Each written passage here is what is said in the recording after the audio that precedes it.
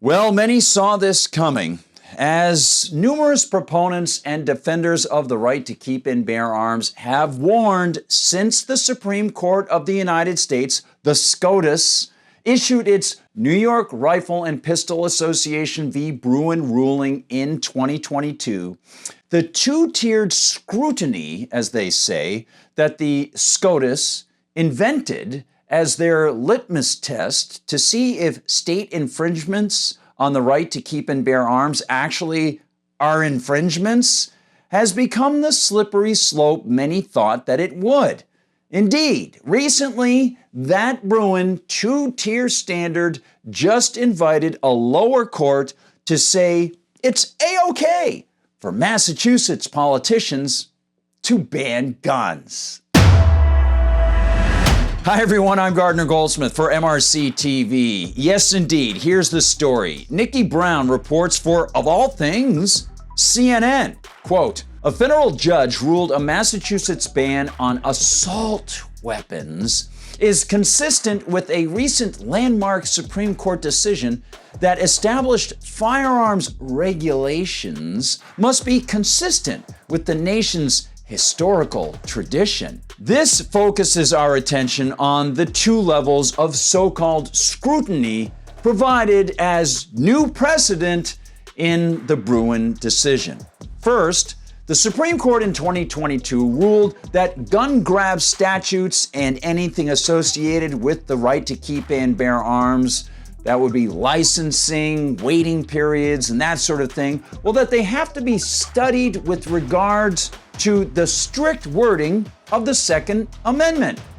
Okay, the second level of the Bruin standard is that the SCOTUS ruled that these rights-infringing statutes must be checked according to their resemblance to any early United States gun rights infringing move by a government, local, state, or federal that can somehow today be viewed as analogous to the contemporary statute in question. The relevant history affirms the principle that in 1791, as now, there was a tradition of regulating dangerous and unusual weapons, specifically those that are not reasonably necessary for self-defense. U.S. District Chief Judge F. Dennis Saylor IV wrote in an order Thursday. Let's employ some logic, history, and ethics to pierce this smokescreen of socialism.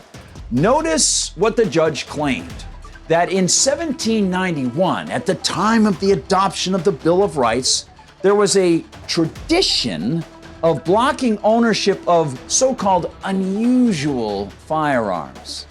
This exposes first the illogic of the man to claim that any firearm that isn't widely owned is to be distinguished from other firearms. Second, this shows us that the Bruin second level standard of is there historical precedent for an analog to this contemporary kind of rights infringement has nothing to do with rights or justice.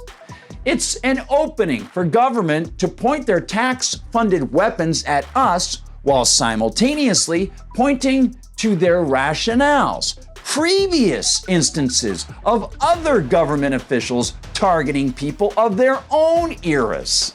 Third, this fallacious language from the judge reminds us that the second level of Bruin has nothing to do with the strict wording of the Second Amendment, which is all that should matter to a person operating under their Constitution.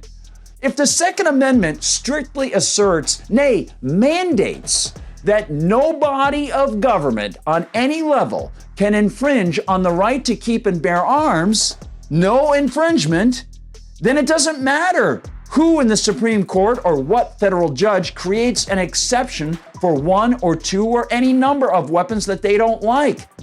This second level of Bruin actually contradicts the first level of Bruin. It's absurd. And the first level requires a strict reading of shall not be infringed. So you don't have to go any further. And of course, One can wonder about all of this, but they in the halls of government claim authority, so-called, over us. So we're relegated to the posts of constant fighters, constantly being vigilant, constantly being aware and watching the machinations of the political predators. In this case, they're in Massachusetts. And this judge is entirely on the side of government. What a surprise. I know. Massachusetts. You know, just the fact that Judge Saylor took it upon himself to decide that the amorphous, undefined term assault weapons can apply to what the state decides, and he also thinks that these evil weapons aren't suitable for self-defense. Well, he can think all of those things, and it's pretty darn offensive. But I guess since he's with the government, you just have to comply. Get it? The assault weapons prohibited by the Massachusetts ban are not suitable for ordinary self-defense purposes and pose substantial dangers far beyond those inherent in the design of ordinary firearms, the judge wrote. Hey, remember that when buying a rifle to protect your home from intruders, or buying a rifle to protect your farm or woodland abode, or when you get a rifle to protect yourself against potential government attackers. Because of course, government exists only by attacking and taking the fruits of our labor. Oh, how dare we? Like the people at Lexington and Concord, how dare we? Like the people in Massachusetts did in April of 1775, how dare we want to own weapons to defend our rights against government goons who might attack us and our progeny?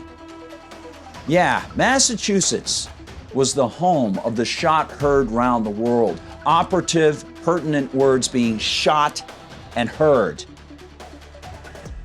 Those words ought to be enough for Judge Saylor and the other Judge Saylors of America to see why the Second Amendment was written in the first place.